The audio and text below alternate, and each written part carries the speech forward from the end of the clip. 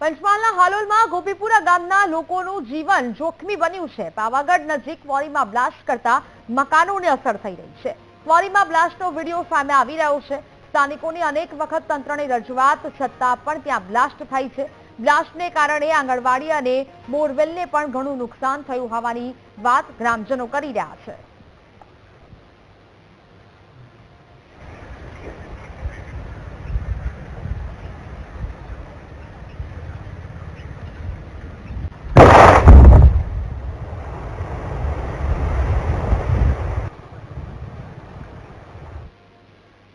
સંવાદદાતા વિવેક phone line પર જોડાયા છે। વિવેક, પાવાગઢ નજીક ક્વોરીમાં બ્લાસ્ટ કરતા મકાનોને અસર થઈ રહી છે, કેમ અધિકારીઓ લોકોનું નથી સાંભળતા?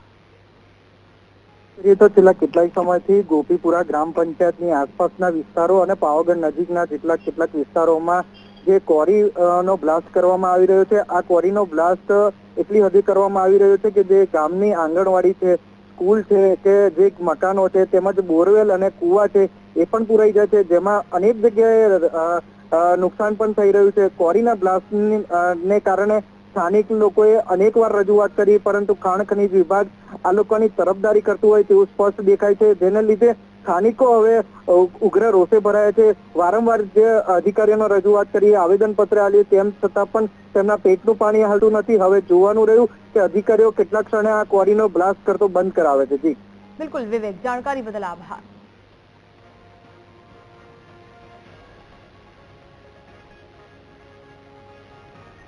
સુરતના માંગરોળની મહુવેજ ઇન્ડસ્ટ્રીમાં લાગેલી આગ કાબુમાં આવી છે। ભારે જહેમતે ફાયરની ટીમે યુનિવર્સલ પ્લાયવુડના ગોડાઉનમાં લાગેલી આગ કાબુમાં લીધી છે।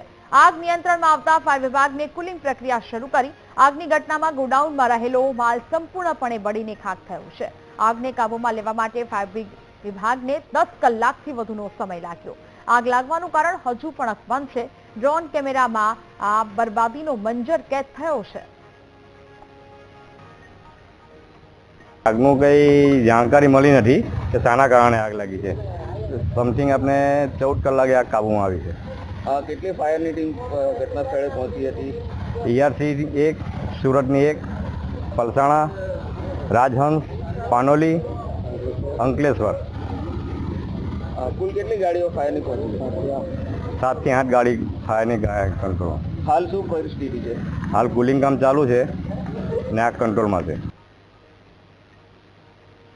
તો ગુજરાત એટીએસે પકડેલા આતંકી ડોક્ટર અહેમદ સૈયદ મુદ્દે હવે નવા ખુલાસા થયા છે। આતંકી અહેમદ સૈયદ અમદાવાદની ગ્રાન્ડ એમ્બિયન હોટેલમાં રોકાયો હતો। લાલ દરવાજા વિસ્તારમાં આવેલી હોટેલના સીસીટીવી સામે આવ્યા છે। 7 નવેમ્બરે સાંજે હોટેલની બહાર આતંકી અહેમદ દેખાયો હતો। ડોક્ટર અહેમદ અને તેના હેન્ડલર વચ્ચે થતી વાતચીતના ડિજિટલ પુરાવા મળી આવ્યા છે। ડોક્ટર અહેમદ અને તેના હેન્ડલર વચ્ચે કોડ વર્ડમાં વાતચીત થઈ રહી હતી। ડાર્ક વેબ થકી બંને વચ્ચે કોમ્યુનિકેશન થતું હોવાનું તપાસમાં ખુલાસો થયો છે। સંવાદદાતા અનિતા ફોન લાઈન પર જોડાયા છે। અનિતા, ગુજરાત એટીએસે પકડેલા આતંકી મુદ્દે હવે નવા ખુલાસાઓ થઈ રહ્યા છે, શું વિગતો? જી ખાસ તો જે પ્રકારે ગુજરાત એટીએસ દ્વારા 3 આતંકીઓની ધરપકડ કરવામાં આવી છે, જેમાં ડોક્ટર અહેમદ સૈયદની જે અમદાવાદની ગ્રાન્ડ એમ્બેસિયનમાં રોકાયો હતો તેના સીસીટીવી અત્યારે સામે આવ્યા છે। લાલ દરવાજા ખાતે આવેલી હોટેલ એમ્બેસિયનના સીસીટીવી 7 નવેમ્બર 2025 હોવાનું સામે આવ્યું છે, જેમાં સાંજે હોટલની બહાર આજે અહેમદ સૈયદ જે આતંકી છે તે જોવા મળ્યો હતો અને આ સાથે જે સોહેલના ઘરેથી જે કાળા કલરનો જે ઝંડો મળ્યો હતો તે પણ ISIS નો ઝંડો હોવાનું હાલ તો સામે આવી રહ્યું છે। સૌથી મહત્વની બાબત એ સામે આવી છે કે ડોક્ટર અહેમદ અને તેમના જે હેન્ડલર વચ્ચેની જે વાતચીત હતી તેના ડિજિટલ ગોપનીય જે રાખવામાં આવી હતી તેના પુરાવા હાલ તો એટીએસના હાથે લાગ્યા છે અને તેનું સાહિત્ય પણ એટીએસે જપ્ત કર્યું છે। ખાસ કરીને અહેમદ સૈયદ અને તેના હેન્ડલરો વચ્ચે કોડ વર્ડમાં ડાર્ક વેબ મારફતે કોમ્યુનિકેશન કરતા હોવાનો ખુલાસો થયો છે। આ તો સમગ્ર મામલે ગુજરાત એટીએસ દ્વારા જે 3 આતંકીઓના જે હેન્ડલરો સાથે જે સંપર્ક હતા અને જેઓની સાથે જે ડિજિટલ વાતો થઈ હતી તે તમામ મહત્વના પુરાવા મેળવીને તેઓનો આગળનો ટાર્ગેટ શું હતો તેની તપાસ કરવામાં આવી રહી છે। સાથે 2 આતંકી જે સોહેલ ને આઝાદે જે હરિદ્વારની જે રેકી કરી હતી ત્યાં તેઓનું શું ષડયંત્ર હતું અને અન્ય કોઈ સ્લીપર સેલ એક્ટિવ છે કે નહીં તે મુદ્દે પણ તપાસ કરવામાં આવી રહી છે। જી બિલકુલ અનિતા, જાણકારી બદલ આભાર।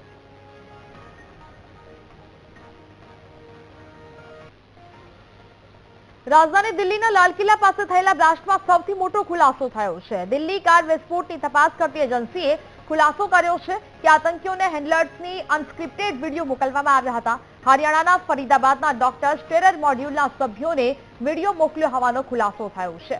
આ વિડીયોને આધારે આતંકવાદીઓ આત્મઘાતી બોમ્બ વિસ્ફોટની માહિતી છે તે આપતા હતા. ટેરર મોડ્યુલના હેન્ડલર્સે ડોક્ટર્સ સાથે આવા 24 થી વધુ વિડીયો શેર કર્યા હતા.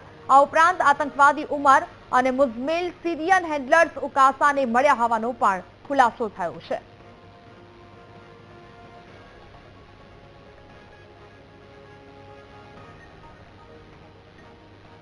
એએમસીના સત્તાધીશો રખડતા શ્વાનનું ખસીકરણ કરવામાં નિષ્ફળ નીવડ્યા છે, કારણ કે અમદાવાદના પાલડીમાં જ્યાં રખડતા શ્વાનનો ત્રાસ યથાવત જોવા મળી રહ્યો છે, 3 દિવસમાં 10 લોકોને શ્વાને બચકા ભર્યા છે. મહાપાલિકામાં ફરિયાદ કરવા છતાં કામગીરી ન થતી હોવાનો આરોપ છે. તાત્કાલિક રખડતા શ્વાનનું ખસીકરણ કરવા સ્થાનિકોએ માંગ કરી છે.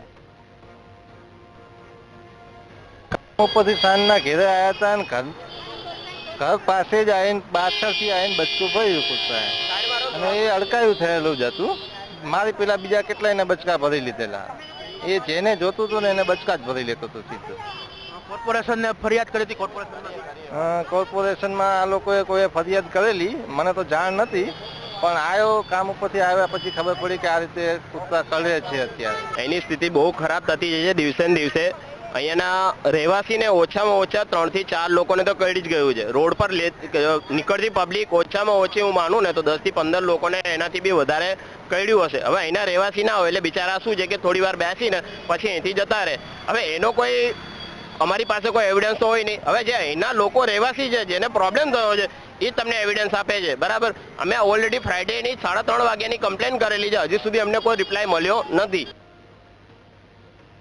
સુરતમાં પોલીસે જ નિયમોના ધજાગરા ઉડાવ્યા છે. હરપાલસિંહ નામના પોલીસ કર્મીના જાહેરમાં તાઇફા જોવા મળ્યા. પ્રતિબંધ હોવા છતાં જાહેરમાં જન્મદિવસની ઉજવણી કરી. પોલીસ કર્મીએ જાહેરમાં 15 જેટલી કેક કાપી. મિત્રોએ ફટાકડા ફોડી પોલીસ કર્મીના જન્મદિવસની ઉજવણી કરી. પોલીસ કર્મી સચિન જેડીસી પોલીસ સ્ટેશનમાં ફરજ બજાવે છે. પોલીસ કર્મી પર કાર્યવાહી થશે કે નહીં તેવો લોકોમાં સવાલ ઉદ્ભવી રહ્યો છે. સંવાદદાતા ધ્રુવ ફોનલાઈન પર જોડાયા છે. ધ્રુવ, જે પોલીસ કર્મચારીઓ લોકોને કાયદાનું ભાન કરાવતા હોય છે તે જ હવે નિયમોના ધજાગરા ઉડાવી રહ્યા છે. ધ્રુવ, બિલકુલ જે રીતે આખો આ વિડીયો સોશિયલ મીડિયામાં વાયરલ થયો અને ત્યારબાદ જોવા મળ્યું કે આ જે વિડીયોમાં જાહેરમાં જન્મદિવસના નામે તાઇફા અને જે તાઇફાબાજી કરવામાં આવી રહી છે તેમાં બીજું કોઈ નહીં પરંતુ કાયદાના રક્ષક અને કાયદાનું ભાન કરનાર ખુદ પોલીસ જ છે. સચિન જીઆઈડીસીના પોલીસના કર્મચારી જે છે હરપાલસિંહ નામના જે પોલીસ કર્મચારી છે તેણે જ જાહેરમાં ઉજવણી કરી હોવાનું હાલ સામે આવ્યું છે. તાઇફાબાજી કરી છે, 15 જેટલી જુદી જુદી કેકો કાપીને જાણે કોઈ મોટું સેલિબ્રિટીનું કામકાજ કરી રહ્યા હોય અને જે રીતે જાહેરનામું છે એ જાહેરનામાથી પણ તેમના માટે કોઈ લાગુ ના પડતું હોય તે રીતે તેમણે આ કેકની જે કટિંગ છે તે કરી છે અને ઉજવણી જે છે તે કરી છે. હવે પ્રજાના પ્રશ્ન માટે કાર્યવાહી કરતી પોલીસ શું પોતાના જે પોલીસ કર્મચારી છે તેની સામે કાર્યવાહી કરશે કે કેમ એવું સોશિયલ મીડિયામાં પણ સવાલ ઉઠી રહ્યા છે. લોકો પણ હાલ આ બાબતે સવાલ ઉભા કરી રહ્યા છે. ત્યારે હવે જોવાનું એ રહેશે કે પોલીસ હવે આની સામે કઈ રીતે કાર્યવાહી કરે છે અને પોલીસ આમાં પોતાનું શું વલણ દાખવે છે. જી બિલકુલ ધ્રુવ, જાણકારી બદલ આભાર.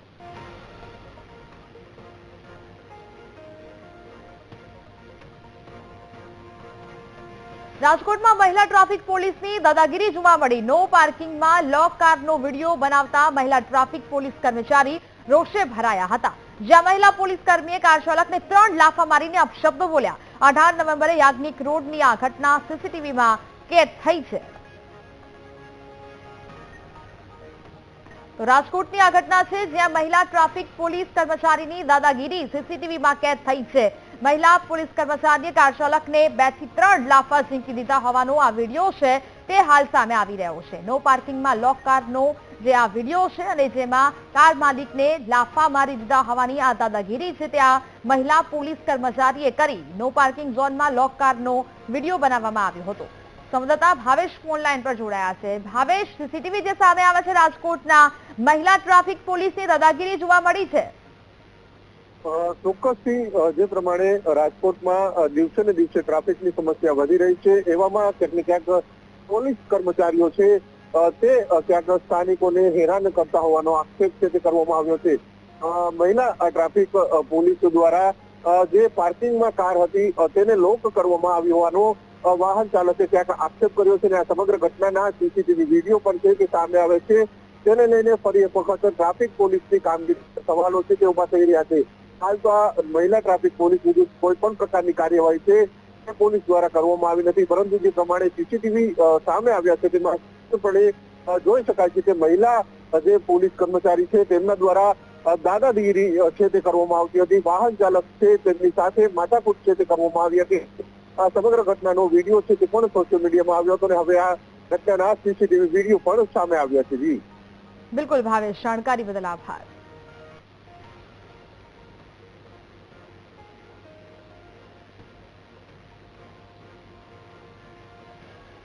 તો આ બે દ્રશ્યો કે જ્યાં કાયદાના રક્ષકો જ જાણે કે ભક્ષક બન્યા હોય, દાદાગીરી કરતા હોય તે પ્રકારના એક બાજુ રાજકોટના દ્રશ્યો, બીજી બાજુ જાહેરમાં જન્મદિવસની ઉજવણી કરવામાં આવી, જ્યાં પોલીસ લોકોને કાયદાનો પાઠ ભણાવતી હોય અને તે જ આ કાયદાનું અને નિયમોનું ઉલ્લંઘન કરતી હોય તેવા દ્રશ્યો સુરતથી સામે આવ્યા હતા કે જ્યાં જાહેરમાં પોલીસ કર્મચારીએ પોતાનો જન્મદિવસ છે તે ઉજવ્યો હતો. બીજી બાજુ રાજકોટમાં જ્યાં મહિલા પોલીસ કર્મચારી જેની દાદાગીરીના આ દ્રશ્યો સામે આવ્યા.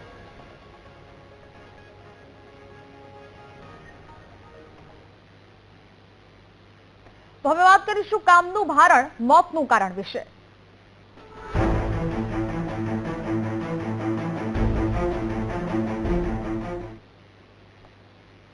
ગીર સોમનાથના કોડીનારના શિક્ષક અરવિંદ વાઢેરના આપઘાત બાદ હવે મોટો ખુલાસો થવા પામ્યો છે.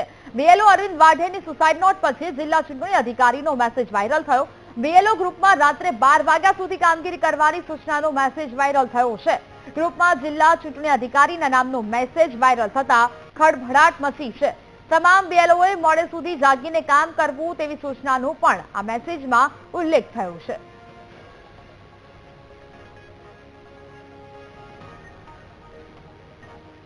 તો જિલ્લા ચૂંટણી અધિકારીના નામે આ મેસેજ છે તે હાલ વાયરલ થઈ રહ્યા છે. ગીર સોમનાથના કોડીનારના શિક્ષક અરવિંદ વાઢેરના આપઘાત બાદ હવે એક બાદ એક ખુલાસાઓ થઈ રહ્યા છે. બીએલઓ અરવિંદ વાઢેરની સુસાઇડ નોટ પછી જિલ્લા ચૂંટણી અધિકારીનો આ મેસેજ સોશિયલ મીડિયા પર વાયરલ થઈ રહ્યો છે.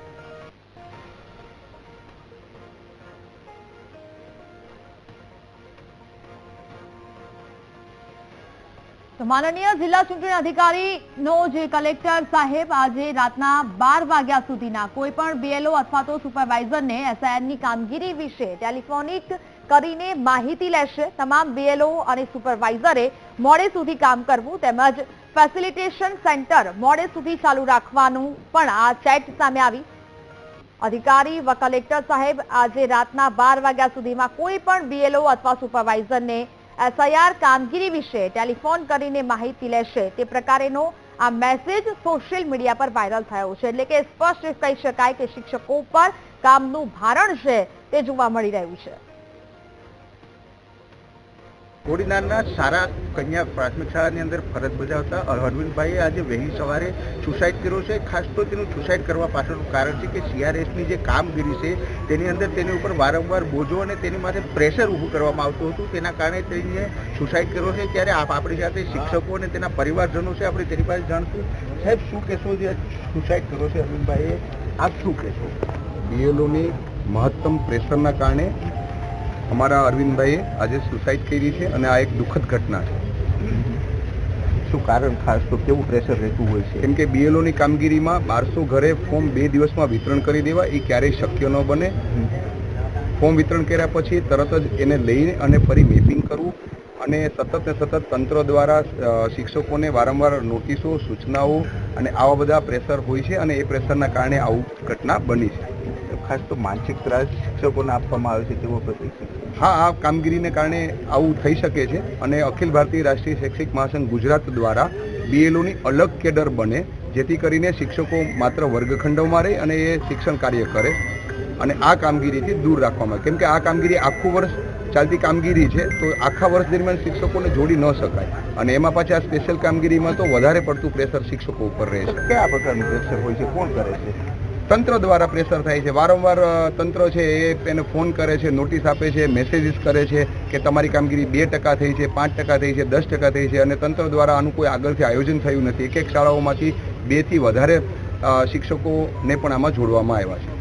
સાહેબ, આપ શું કહેશો? આપના પરિવારના સભ્યો હતા? આપ પણ શિક્ષક? મારા મોટા ભાઈ હતા અરવિંદભાઈ, જેમણે સુસાઇડ કર્યું છે મારા મોટા ભાઈ હતા, અને એમણે જે સુસાઇડ નોટ લખ્યું છે એના આધારે માલુમ થાય છે કે ભાઈ અરવિંદભાઈએ BLOની કામગીરીમાં જે દબાણ, ડિપ્રેશન એમને કામગીરીનું આવ્યું, એમને કારણે એમણે આત્મહત્યા, સુસાઇડ કર્યું. ખાસ તો પરિવારમાં કોઈ પ્રકારની વાતચીત થતી કેવું? પરિવારમાં એમની ગઈકાલે જ મારી સાથે ટેલિફોનિક છેલ્લે વાતચીત થઈ હતી, અને બંને ભાઈઓએ અમે ચર્ચા કરી હતી કે ભાઈ તારું કામ ક્યાં સુધી પહોંચ્યું છે. મેં પણ એમની સાથે ચર્ચા કરી, અને અમે બંને ચર્ચા કરતા હતા કે ખરેખર 23 તારીખ સુધીમાં અમને જે આ કામગીરી પૂર્ણ કરવાની આપી છે.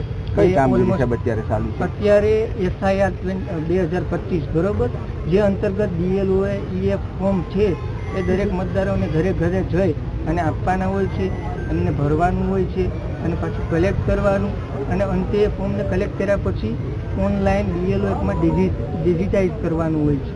બરોબર, અમારા શિક્ષકોની પહેલેથી જ માંગણી હતી કે અમે વિતરણ કરીએ, મતદારોને મદદ કરીએ ફોર્મ ભરવામાં, આ ફોર્મ પરત મેળવીએ, પણ અમે ડિજિટાઇઝેશનની કામગીરી સુધી પહોંચી શકશું નહીં. એમ અમારા માટે ખૂબ જ મુશ્કેલ છે, અશક્ય જેવું છે. છતાં પણ અમારી વાત છે એને ધ્યાને ન લેવામાં આવી, અને અંતે શિક્ષકોને ડિજિટાઇઝેશનની કામગીરી સોંપવામાં આવી. ગીર સોમનાથ જિલ્લામાં SIRની કામગીરીને લઈને શિક્ષકે આપઘાત કર્યો છે, ત્યારે આ મુદ્દે રાષ્ટ્રીય શૈક્ષિક સંઘના મહામંત્રી પરેશ પટેલ અને શૈક્ષિક મહાસંઘના પ્રદેશ અધ્યક્ષ મિતેશ ભટ્ટે પ્રહાર કર્યા છે.